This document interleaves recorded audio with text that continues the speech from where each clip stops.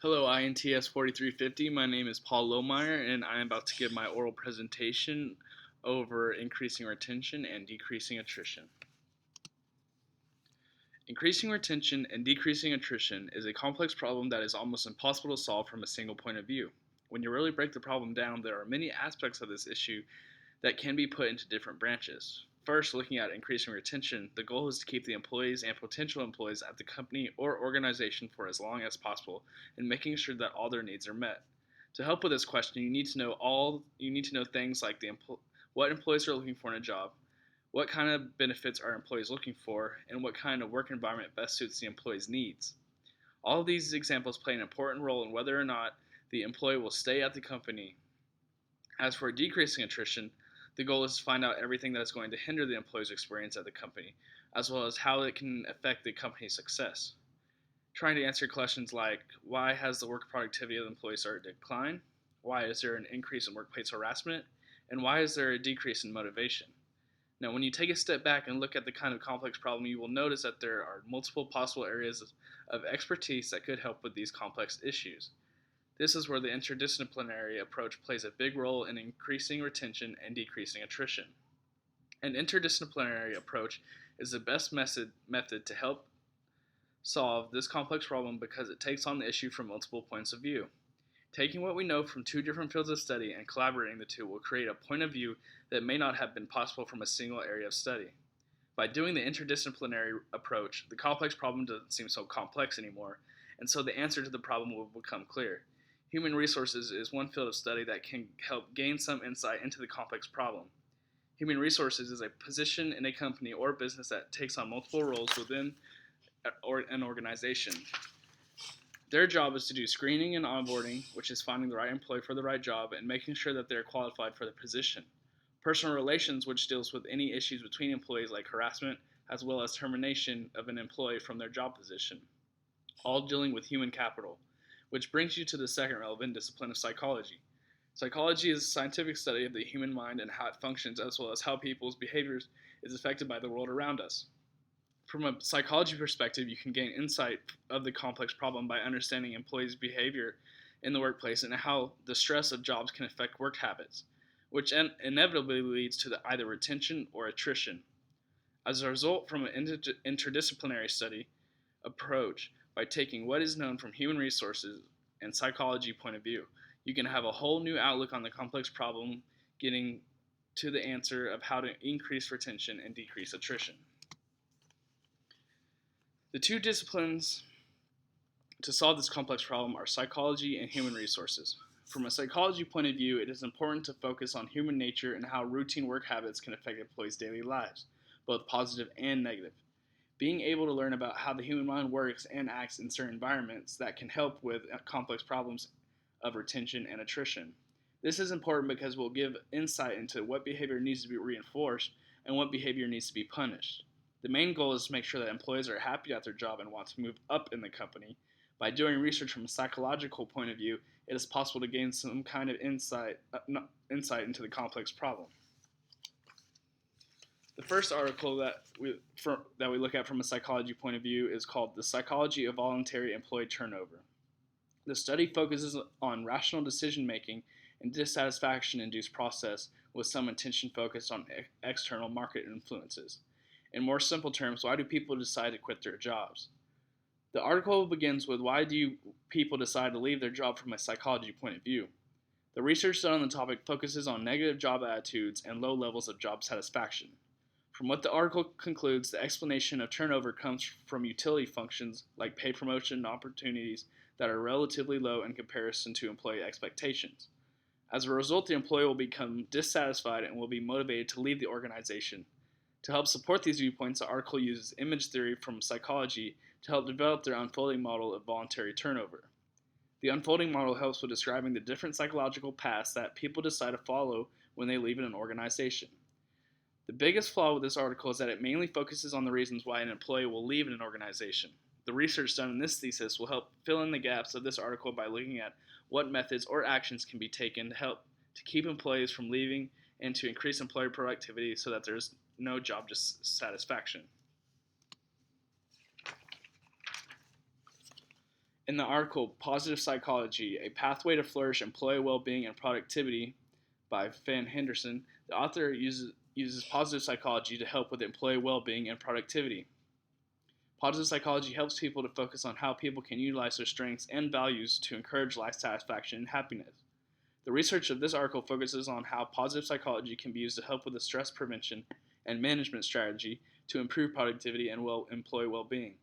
The results of the study finds that application of positive psychology exercises resulted in improvements in the productivity and well-being of those that took place in the study. And lastly, in the article, the role of positive psychology in enhancing satisfaction, motivation, and productivity in the workplace. It focuses on positive psychology to enhance productivity, motivation, and job satisfaction to help increase work retention. To help support the author's findings, they discuss a theory called the actively caring model, which is represented by increased positive support in the workplace climate. They then come up with another model of motivation to help develop the occupational motivation and the engagement wheel. The author uses models to help support their data to help increase work retention. In conclusion, with a multi-level broaden and build framework, this will enhance satisfaction, motivation, and productivity in the workplace.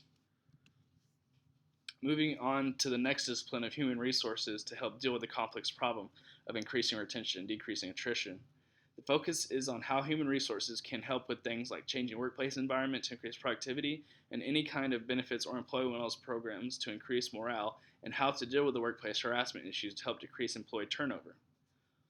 In the first article, the relationships between employee perceptions of human resources management and their retention from the viewpoint of attitudes toward job specialties, the author of this study conducts a three-part theory to help support their data relationships between employees and the employee's perception of human resources management. The first part of the theory looks into the relationship between employees and their perception of human resources. To do this, they look at the commitment model and its turnover intentions.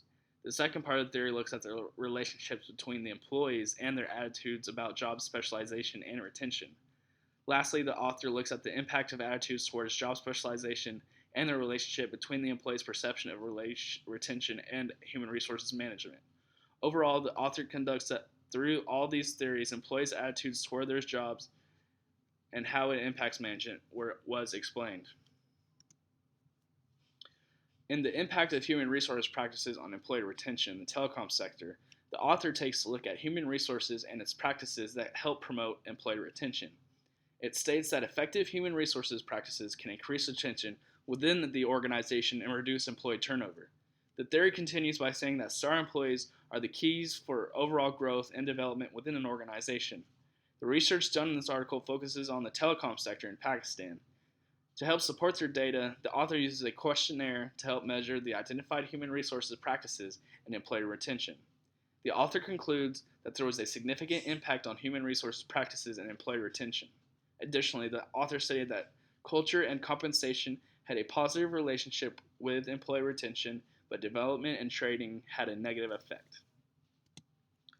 And lastly, in the article, Leveraging Employer Branding, Performance Management, and Human Resources Development to Enhance Employee Retention, the author of this article discusses three different sources that employers can use to increase their employee retention: performance management and positive employer brand, as well as initiative approaches that all help with the design and delivery of human resources department initiatives. Two of the initiatives are technology-driven instructions as well as social learning tools. The author concludes that each initiative is promising in accelerating the employees' learning and development of retention. Methods of an interdisciplinary approach. When thinking about the complex problem of increasing retention and decreasing attrition, there are only two logical disciplines of study that could really help solve this problem, those disciplines being psychology and human resources. The complex question is all about human capital and making sure that employees stay within a company as long as possible. The only way to make sure of that is giving the employee everything that they need to grow and be successful. Now, getting into the psychology side of analyzing the complex question, you can really get an idea about what behavior makes an employee leave or stay. When looking at the article, The Psychology of Voluntary Employee Turnover, it takes on the complex problem by focusing on the dissatisfaction and rational decision-making process when an employee decides to leave an organization. March and Simon proposed a psychological explanation of turnover that is based on individuals' utility functions. When outcomes such as pay promotion opportunities are too low relative to the employee's expectations, an employee becomes dissatisfied and motivated to leave the organization, increasing his or her desirability of movement. After analyzing the article, it gives some insight into why some employees decide to leave an organization. What some organizations do not understand is that when they do not offer the employees any room for growth and advance in the company, they will eventually decide to leave and take their talents where they will be more appreciated. This helped give an idea of what employees' thinking process is when they finally decide to leave a company. Another important contribution to the complex problem is looking at the issue from a positive psychology point of view. In the article, The Role of Positive Psychology Enhancing Satisfaction, Motivation, and Productivity in the Workplace, it focuses on trying to enhance motivation and productivity in the workplace.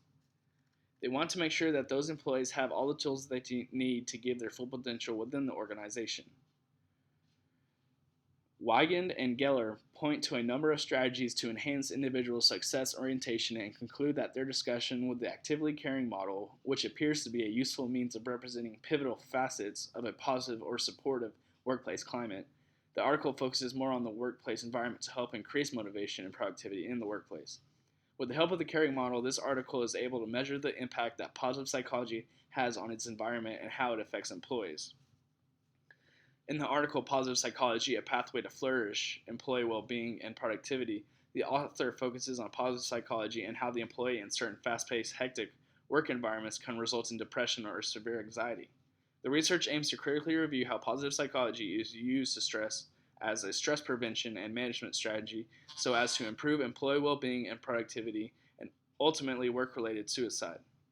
The article gives some insight as to how positive psychology can be used to help cope with stressful environments so that employees do not end up in a depressive state.